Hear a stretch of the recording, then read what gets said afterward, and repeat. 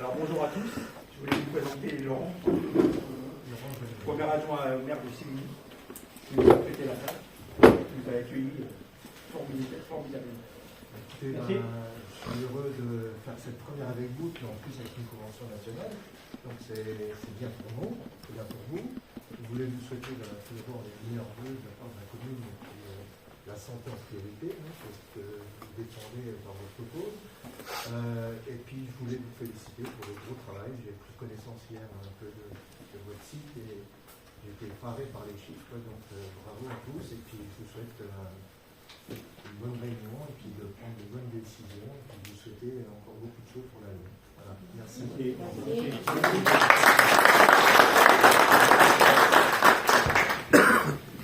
Merci Laurent.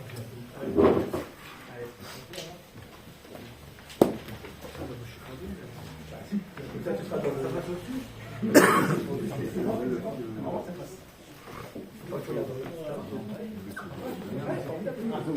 vous la tête. Kev, vous la tête. De toute façon, quand on prendra la parole, on enlèvera les masques. Bas les masques. Bonjour à tous et bienvenue à tous. Et à toutes. T'as raison. Je suis très content de vous voir si nombreux en dépit de ces moments encore difficiles. Alors une AG, c'est un rendez-vous important dans la vie de l'association. C'est un rendez-vous administratif, bien sûr, mais c'est surtout aussi une bonne occasion de se retrouver. L'année dernière, on a été contraint d'organiser cet événement en visio.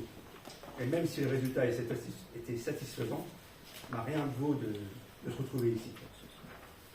Alors comme d'habitude, moi j'aime bien commencer par présenter un petit peu qui va nous accompagner pendant cette assemblée générale. Alors on a William, qui est administrateur depuis 1 an. Dominique de Nancy, qui est notre trésorier adjoint, qui est avec moi depuis le début. Gérald, qui est notre trésorier, qui est là depuis le début aussi. Bernard, pour ceux qui le connaissent, on va vite faire le tour. Daniel, qui est d'Alsace, du pays d'Azan, qui nous a rejoint il y a 1 an. Rémi, tout le monde le connaît, secrétaire, qui est avec nous depuis le début. Didier, secrétaire adjoint, qui est là aussi avec nous depuis le début. Tout le monde le connaît, c'est ce qu'on appelle Virginie, petite nouvelle, qui nous a rejoint l'année dernière, du secteur de Jarny, avec son mentor du secteur de Jarny. Pascal, du nouveau président des Côtes de Meuse, on peut le féliciter.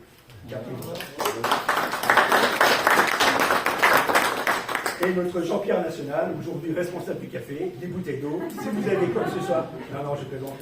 Jean-Pierre est avec le comité national depuis 20 ans, depuis 2002. Et ce que je disais tout à l'heure, depuis 4 ans, il n'a jamais loupé une réunion. Donc ça aussi, je pense que ça mérite un petit peu l'applaudissement.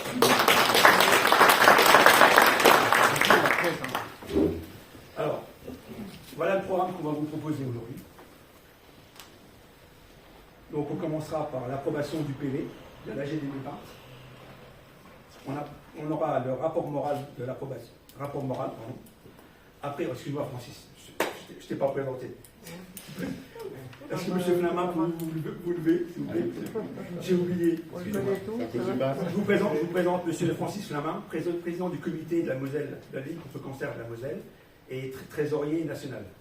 Et j'ai demandé à Francis, parce qu'on s'appelle comme ça, à Francis, si vous voulez prendre un petit peu la parole, pour vous expliquer un petit peu, pour vous expliquer où allaient les dons, l'état de la Ligue, nos rapports, etc. Excuse-moi Francis. Après, on aura le rapport financier et l'approbation. On parlera de l'organisation de la remise de chèque national, du renouvellement du conseil d'administration et du présentation et vote de la fiche 2022. Voilà. Mais comme il y a un moment, il faut toujours se mettre au travail, je vous propose d'ouvrir la séance par l'approbation du PV de l'AG 2020. Voilà, c'est ça. Pour les petits rappels, un vote par secteur. Si vous possédez une procuration, merci d'annoncer, c'était fait. Une procuration par secteur. Je peux lui donner une procuration si tu veux. Hein? Oui, pardon, ouais, tu peux faire le. Tu peux faire, le secteur de Saint-Avold a donné pouvoir au secteur du Haut-Chemin. Le secteur de Velay a donné pouvoir au secteur Côte de Meuse. Le Pitcherland a donné pouvoir aux Trois-Vallées. Le secteur Saréchel a donné pouvoir au pays de la Zorne. Rhône-Nord donne pouvoir à Nancy Sud. Forbach donne pouvoir à Rémy. Voilà. Et il y a 25 secteurs présents et représentés en tout. C'est pas plus de la moitié. Voilà. Alors on va passer à l'approbation du PV de 2020. Alors j'ai une petite remarque sur le PV. C'était Maryse qui m'a fait une petite remarque très tard. Et en fait, dans le rapport, dans le PV qu'on avait écrit, on avait marqué que les administrateurs étaient démissionnaires. Et en fait, elle m'a sollicité en me disant que quand tu arrives au bout du mandat, ou quand tu es dans le tiers sortant, si tu ne te renouvelles pas, tu n'es pas démissionnaire. Donc elle a tout à fait raison. Donc en fait, voilà, ils sont sortants. Donc je propose de passer au vote avec la modification. Tout le monde a compris? Ouais. Qui est contre? Qui s'abstient? Ok. C'est bon? Ah, j'en ai une, c'est bon. Merci. Oh, c'est formidable.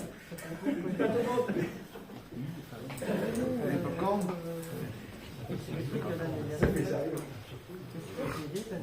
Donc on va passer au rapport moral. Alors, l'édition 2021 n'a pas été simple, ni pour vous, ni pour nous.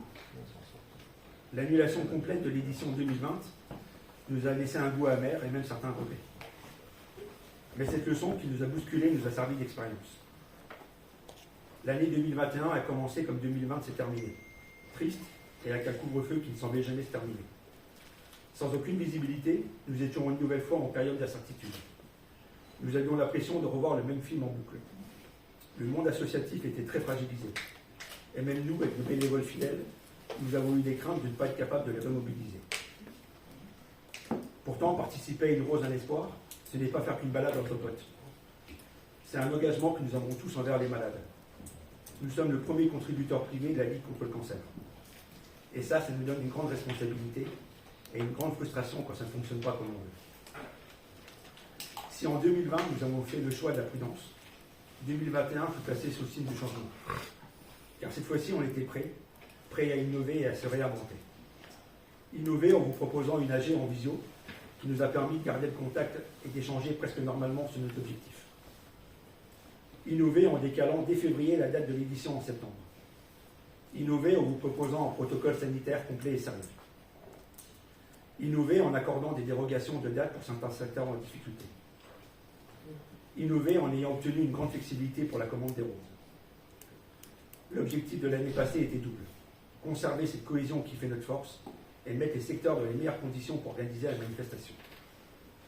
Alors cette année, il n'y a pas eu de consigne nationale. Nous avons préféré laisser le libre choix au secteur de maintenir ou non l'opération. Mais ce qui a été très compliqué à gérer, c'est la frilosité des préfectures. Avec certaines, il n'y a eu aucun problème, avec d'autres, ce fut très difficile. A priori, le problème persiste encore, notamment dans le Pas-de-Calais et peut-être même en Meurthe-et-Moselle. Une autre difficulté pour nous, c'est d'avoir dû gérer au cas par cas le matériel, le suivi des commandes en fonction des secteurs qui faisaient ou non la manifestation. C'est-à-dire que nous avons dû gérer nos stocks tampons, les stocks payés en attente, les stocks en attente pas payés, et du matériel livré non payé. Je peux vous dire que ça n'a pas été simple. Et maintenant, on va rentrer un petit peu dans le détail. Alors, voici quelques petites infos sur nos résultats.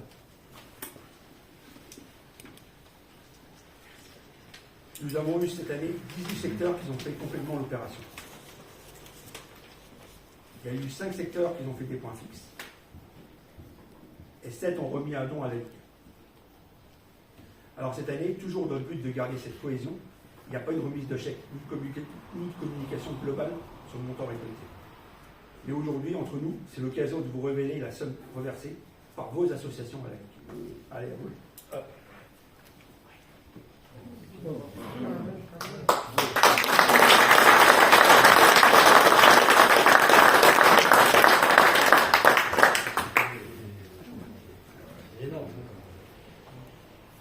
Alors, lorsqu'on voit ce chiffre, on sait qu'en tout cas, on n'a pas été oublié. Donc là, vraiment, je vous dis bravo. À titre personnel, ces 4 années à la présidence de notre association ont été d'une richesse que je ne pouvais pas imaginer. Je me rappelle comme si c'était hier mon élection le 12 janvier 2018. Ce jour-là, on a constitué notre premier bureau, qui ressemblait très fortement à celui présent aujourd'hui. Rémi, Gérald, Dominique, DJ et le Bernard. On a appris à travailler ensemble et à se faire confiance. Et ça a plutôt très bien fonctionné, car depuis, on ne s'est plus quitté. Avec Bernard, c'était un véritable coup de foudre aussi, au sens propre comme au figuré. Je pense savoir plus. Mais toujours avec un véritable Je pense ça, après t'en rediscuter, ça va changer. mais la foudre, Avec tous les temps qui c'est fait, Bernard. donc je voulais vous remercier pour tout le travail que vous avez fait. Depuis, le CA s'est renforcé. De nombreuses personnes nous ont rejoints, avec des vraies personnalités et des sensibilités différentes. Daniel, les Pascal, Jimmy, Jean-Pierre, Virginie, Angélique, Patrice, Gilles Maurice et Jérémy. Certains font près de 300 km aller-retour pour participer à une réunion. J'oublie pas non plus Maryse, de la Marne, qui nous a rejoints quand on avait besoin d'elle. Elle venait de la Marne pour une simple réunion. Sébastien de Forbach et Robert de Bouzeville. Faire partie du CA, c'est une vraie responsabilité avec un véritable engagement. Et tous ont répondu aux attentes avec bonne humeur. Et je vous souhaite à tous d'être aussi bien entourés que je l'ai été. Et puis à vous, les chefs de secteur, vous qui m'avez soutenu dès le début. Je n'oublierai jamais tous les coups de fil pour me monter le moral quand j'avais un petit coup de blues et l'énorme soutien que vous nous avez apporté en 2020 pour la crise Covid. Durant ces 4 ans, nous avons repensé une rose d'espoir. Nous avons mis des procédures en place pour la création d'un secteur, pour éviter les créations fantaisistes. Nous avons mis des procédures de contrôle pour garder l'esprit d'une rose d'espoir. Nous avons dépoussiéré les statuts. Mais surtout, notre ambition, c'était de conserver, encore une fois, cette cohésion, cet esprit motard que Bernard défend sans arrêt et avec raison, et ce plaisir de nous retrouver. Faire comme vous le faites tous dans vos secteurs. Travailler sérieusement sans se prendre au sérieux. Et c'est ainsi qu'on se surpasse. Alors c'est vrai, il reste du travail, et notamment sur un sujet sur lequel nous ne sommes pas performants, celui de la communication. Et vous verrez par la suite que nous allons prendre ce sujet très au sérieux pour cette édition. Si j'ai fait ce petit bilan personnel, inhabituel dans un rapport moral, c'est comme le demande le statut à la fin de l'AG, le bureau dans son ensemble sera démissionnaire. Et cette fois-ci, je ne serai pas candidat à ma réélection. Mes obligations professionnelles sont de plus en plus exigeantes, et être président demande beaucoup de disponibilité. Disponibilité que j'ai de moins en moins. Je pense donc qu'il est sage pour moi de passer la main. Mais la passation est toujours un moment compliqué dans une association, si on n'anticipe pas. Vous savez tous comment je suis attaché à cette notion de transmission, que j'ai voulu préparer pour garder la continuité de nos travaux. Alors je vais vous faire une confidence. Je sais qu'il y aura un candidat dans le CA, excellent dans la philosophie et la continuité. Et que si le CA élit ce membre comme président, il aura mon soutien le plus complet. Je vous annonce en avant-première que, étant dans le tiers sortant, je serai aussi candidat de nouveau au CA, et ça avec très grand plaisir. Mes chers amis, je vais conclure en vous souhaitant les meilleures choses pour cette année 2022. Santé, bonheur et réussite. Mais promis, la seule chose que je ne vais pas vous souhaiter, c'est d'être positif.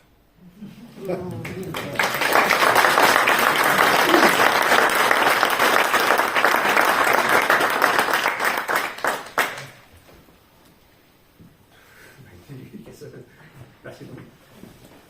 On va passer à la... Après.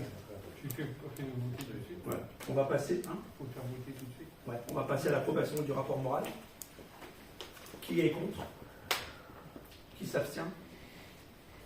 Je vous remercie.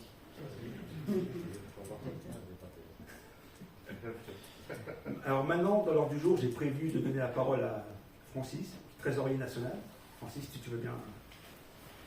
Merci à vous de m'avoir invité à cette Assemblée Générale. Alors c'est vrai que habituellement je ne participe pas aux Assemblées Générales, sauf à l'Assemblée Générale Nationale, tout simplement parce que il n'est pas de bon ton d'interférer dans les affaires des différents secteurs. Donc je suis souvent invité aux Assemblées Générales, mais je ne m'y rends pas, non pas parce que je n'ai pas envie, mais tout simplement pour ne pas interférer. Alors Sébastien m'a demandé de faire un petit point sur la Ligue actuellement et surtout sur ce qui s'est passé au cours de ces 2 dernières années. Alors c'est vrai qu'on a vécu avec la crise de la Covid un véritable séisme. Je vais vous donner quelques chiffres qui sont extrêmement révélateurs et vous montrer que malgré cela, la Ligue se porte plutôt bien, et se porte plutôt bien surtout si on la compare à d'autres associations caritatives. Alors, en 2020, nous avions prévu initialement un budget qui était un budget à l'équilibre, et nous avons finalement été obligés de diminuer les ambitions, notamment dans le domaine de la recherche, ce qui fait que pour la recherche, normalement, il y a deux types de recherche. La recherche qui est la recherche nationale, labellisée, où les comités mettent en gros 12 millions d'euros, le siège met 12 millions d'euros, et on a une recherche qui est une recherche régionale sur des projets qui sont des projets émergents, où on met entre 12 et 14 millions d'euros, donc à peu près entre 36 et 40 millions d'euros. Quand la crise Covid est arrivée, on s'est dit on n'arrivera jamais à financer la recherche labellisée nationale, puisque les comités vont avoir moins de ressources. Donc on est passé d'un budget prévisionnel de 12 millions d'euros à un budget de 6 millions. Donc on s'est dit, on va essayer de l'équilibrer, ceci étant, la recherche va en pâtir. Bon, finalement, non. Pourquoi non? Tout simplement parce que la Ligue a plusieurs types de ressources. La première ressource de la Ligue, c'est le produit de ce qu'on appelle les libéralités, donc les legs et les assurances vie. Le deuxième produit, c'est la générosité du public au travers des cotisations et des dons. On a à peu près 500 000 donateurs. Et puis la troisième ressource que l'on a, c'est le produit des manifestations. Alors, le produit des manifestations, effectivement, en 2020, a été assez catastrophique, puisque toutes les manifestations ont été annulées. À titre indicatif, pour le département de la Moselle, Une Rosanne Espoir nous avait versé 900 000 euros en 2019, et nous avons eu 100 000 euros d'Une Rosanne Espoir en 2020, tout simplement parce qu'il y a eu le reversement de ce que certains sponsors avaient donné. Donc vous voyez la différence entre 2019 et 2020, et la difficulté que j'ai eue moi en tant que président de la Ligue de la Moselle de construire mon budget, et surtout de faire en sorte qu'il puisse arriver à l'équilibre. Alors je vous dirai comment je suis arrivé à l'équilibre, mais tout simplement on s'est dit ça va être comme ça pour l'ensemble des départements. Et puis finalement en 2020, on a eu une augmentation des libéralités absolument exponentielle. Exponentielle, ce qui fait que au lieu d'anticiper finalement un déficit sur... les libéralités, c'est les legs, c'est des successions. Quand quelqu'un décède, s'il n'a pas d'héritier, très souvent il choisit une association, la SPA, le Secours Populaire, et on le souhaite, nous, la Ligue. Donc finalement, on a une explosion de ces libéralités qui fait qu'au lieu d'avoir l'équilibre après rajustement du budget ou un déficit, on a fait un excédent de 6,7 millions au niveau du siège. Alors 6,7 millions, bien évidemment, c'est un excédent qui sera réemployé, qui a été réemployé pour partie au cours des différents conseils d'administration, puisque pour pouvoir voter les budgets de recherche, il faut que le conseil d'administration les avalise, c'est pas chez nous. Donc finalement, on s'en est plutôt bien sorti. Alors, on s'en est bien sorti au niveau national. Par contre, dans la mesure où tous les comités n'ont pas forcément des successions qui arrivent, c'est à peu près 50% pour les sièges, 50% pour les comités, forcément les comités où il n'y a pas eu de libéralité ont eu des difficultés, dont la Moselle, puisque en 2020, nous n'avons eu que 76 000 euros de libéralité. À la différence de Nancy, mon collègue de Nancy, Michel Dossat, lui a eu 320 000 euros. Donc c'est plus facile d'équilibrer un budget lorsqu'il vous arrive une libéralité d'un montant de ce niveau-là. Titre indicatif aussi, en 2020, un petit comité qui est le comité de la Creuse a bénéficié d'une libéralité pour le seul comité d'1 200 000 euros pour la Creuse, sur un budget qui était de l'ordre de 80 000 euros. Donc ces comités-là qui ont eu des grosses libéralités n'ont pas eu de problème pour boucler effectivement leur budget et ont pu notamment financer de façon importante la recherche. Ce qui fait que les comités finançant plus la recherche que ce que nous avions prévu, on a fait un excédent qui était un excédent important. Or, ces libéralités, finalement, elles ont continué à augmenter en 2021.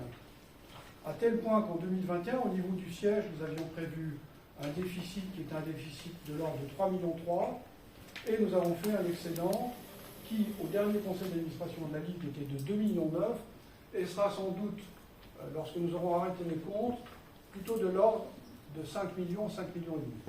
Ce qui veut dire que l'avenir est prometteur pour la Ligue, puisque ces sommes-là, on va bien sûr les réemployer très rapidement en 2022, au travers de modifications du projet de budget 2022. Donc finalement, la Ligue se porte très bien. On a plutôt des problèmes que j'appellerais des problèmes de riches. ce qui est bien pour la recherche. Par contre, les petits comités ou les comités qui n'ont pas eu de libéralité, c'est compliqué. Or, c'est compliqué, mais grâce à Une Rose un Espoir, je parle du seul département de la Moselle, en 2021, on s'en est bien sorti, puisque Une Rose un Espoir nous a permis d'engranger, pour le seul département de la Moselle, 350 000 euros. Or, on n'est pas aux 900 000 euros de 2019. Ceci étant, en 2020, on avait, nous, financé la recherche à hauteur de 135 000 euros pour la Moselle. En 2021, grâce à Une Rose un Espoir, on sera sans doute au-delà des 500 000 euros. Donc vous voyez que ces 300 000 euros nous ont permis non seulement de continuer l'ensemble de nos missions, dans le domaine de l'aide aux malades, dans le domaine du dépistage, dans le domaine de la prévention, dans le domaine de l'aide financière, le soutien psychologique, l'ensemble des soins de support, mais on a pu booster justement la recherche.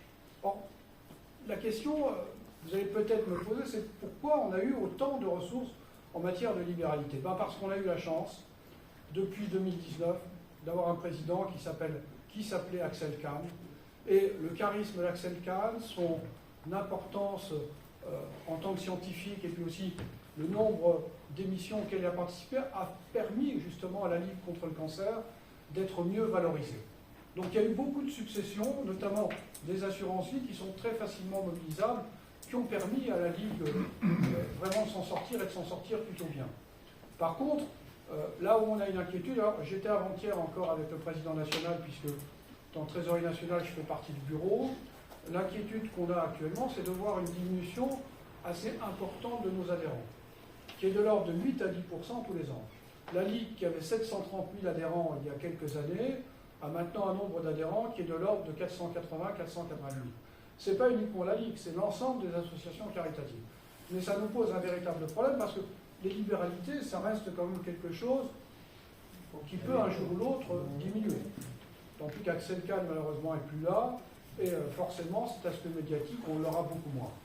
Or, je tiens aussi à dire que moi, j'ai eu la chance pendant 2 ans de côtoyer Axel Kahn quasiment toutes les semaines, puisque, je le disais, en 2019, je suis allé 49 fois à Paris pour assister aux différentes réunions à la fois du bureau, du comité financier, du comité de placement, du comité d'audit, toutes ces instances auxquelles je fais partie en ma qualité de trésorier national. Pour moi, c'était une chance extraordinaire de rencontrer quelqu'un d'aussi brillant, mais également d'aussi simple. Et je peux vous assurer, pour en avoir discuté très souvent avec lui, l'attachement qu'il avait pour les motards. L'attachement qu'il avait pour les motards. Et il m'avait promis, s'il n'avait pas eu son cancer et s'il avait été parmi nous, de venir à la remise du chèque. Il l'a permis aussi à Bernard, il te l'avait dit Bernard. Et c'est vrai qu'Une Rose un Espoir, il faut bien le dire, on a un budget sur les comptes consolidés de la Ligue qui est de l'ordre de 130 millions d'euros. Une Rose un Espoir en 2019, mais là, Bernard me dira le chiffre exact, c'était 1 840 000 euros. Voilà. Donc vous voyez que le pourcentage des ressources de la Ligue, c'est plus d'1,5%. C'est énorme. Il y a 2 gros partenariats au niveau national avec la Ligue. Il y a Leclerc et Une Rose un Espoir. Et Une Rose un Espoir peut être amené encore à progresser de façon importante. Donc vous voyez tout l'intérêt qu'on a. Et d'ailleurs, peut-être pas en janvier, mais en février, nous irons voir le nouveau président de la ministrie qui nous recevra à Paris. Je me suis permis, mon cher Bernard, mon cher Sébastien, d'avancer le chiffre global de ce que avait rapporté Une Rose un Espoir au titre de l'année 2021, malgré la crise, lors du dernier conseil d'administration de la Ligue. Et je peux vous affirmer que les administrateurs n'en sont pas revenus. Et Daniel Nisri a réaffirmé son soutien et le fait de rencontrer assez vite les responsables d'Une Rose un Espoir, afin effectivement de montrer combien il est attaché à l'organisation de cette manifestation. Donc voilà un petit peu ce que moi je voulais vous dire sur le fonctionnement de la Ligue. La Ligue fonctionne bien. Lorsqu'il y a un passage de témoins, c'est très compliqué, c'est très difficile de succéder à Axel. Daniel Nisri s'efforce. Ceci étant, je ne vous cache pas qu'actuellement au niveau national, la gouvernance est un petit peu fragile parce que, comme dans toutes les associations, il y a des guerres de pouvoir, il y a des gens qui veulent effectivement montrer qu'ils existent. Je suis en train de me battre un petit peu contre ça.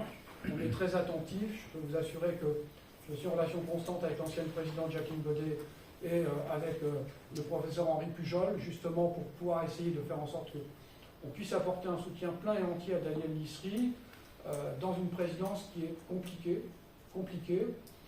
Je ne vous cache pas non plus que une Rosanne Espoir et la Ligue, c'est le même fonctionnement. On a une structure qui est une structure fédérative. C'est-à-dire qu'il y a le siège, le comité national, et puis il y a les secteurs.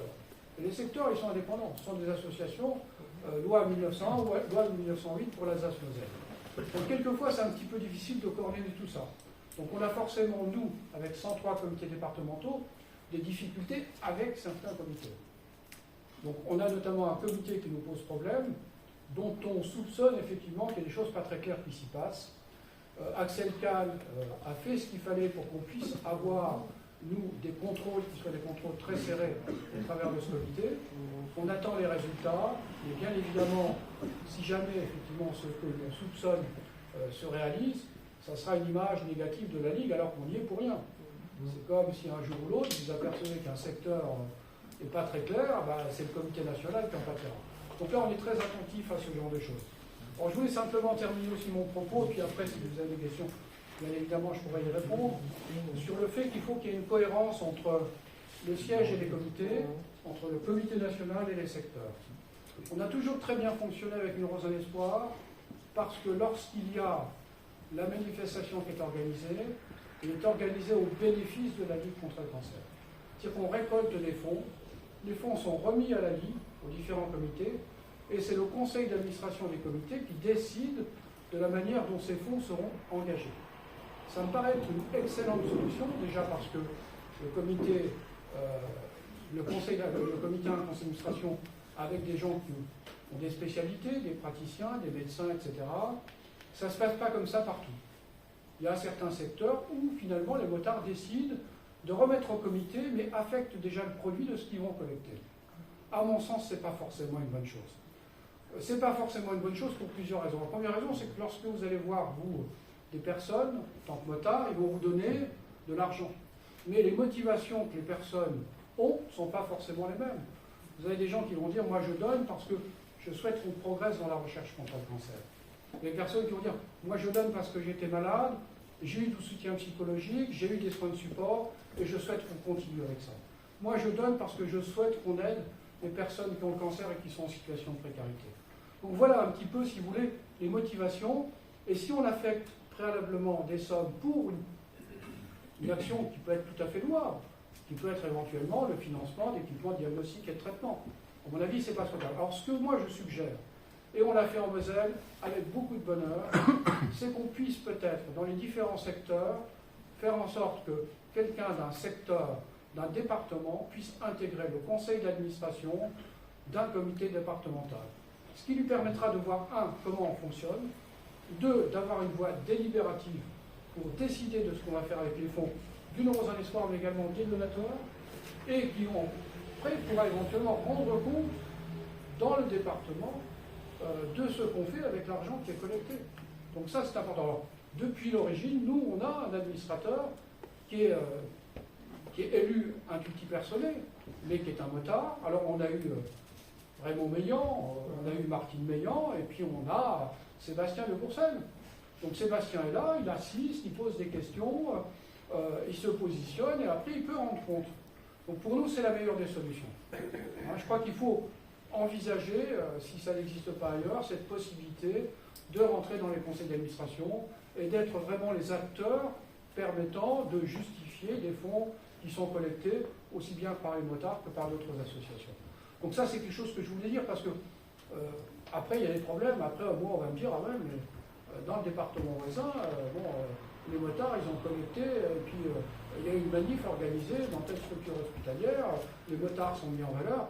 Sauf qu'il y a quelques années, Bernard pourra en témoigner, au territoire de Belfort, les motards avaient en fait une collecte pour la Ligue, à condition que ça soit affecté pour un appareil de liposuction. Je ne vois pas le rapport avec la cancérologie, mais ça s'est passé. Et ça, c'est le genre de dérive qu'on peut avoir. Il ne faut pas qu'on puisse dicter à la Ligue ce qu'elle doit faire avec l'argent. Mais par contre, il faut que les motards soient les acteurs à la fois dans la collecte, mais également dans l'attribution des fonds. Et soient ensuite des ambassadeurs pour dire, voilà, la Ligue, c'est sérieux, voilà ce qu'on fait. C'est tellement sérieux d'ailleurs que moi, je passe mon temps à me faire contrôler. Au niveau de la Moselle, j'ai eu un contrôle du URSSAF il y a à peu près un mois. qui s'est révélé sans aucune observation. La semaine dernière, j'avais 2 personnes faisant un contrôle du commissaire au compte national, et puis je suis contrôlé par le comité d'audit, par le comité en confiance. C'est normal.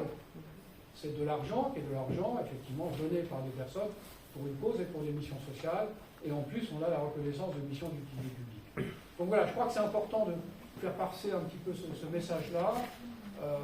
Important aussi peut-être de comprendre le pourquoi, effectivement, de mon intervention sur ce dernier sujet, tout simplement parce que ça montre cette cohésion qu'on a avec une association qui maintenant est incontournable pour la lutte contre le cancer. Lorsqu'on parle de la Ligue, on parle d'une Rose à l'espoir. Lorsqu'on parle d'une Rose à l'espoir, on parle de la Ligue. Donc voilà un petit peu notre philosophie, et c'est pour ça qu'on fonctionne aussi bien. Donc moi je suis rassuré, bon, Sébastien s'en va, mais il va rester au conseil d'administration, il continuera à rendre compte, bien évidemment, mais dans d'autres départements... Oui, il s'en va pas. Mais je me Non, il s'en va comme président, mais je sais que l'association est assurée qu'il l'a préparé de main de maître, et la suite va continuer comme ce qui se passe actuellement, c'est-à-dire avec beaucoup de bonheur et beaucoup de joie d'être ensemble. Voilà, si vous avez quelques questions, je suis toujours un petit peu long, mais ça c'est mon côté un peu bavard. N'hésitez pas à m'interpeller.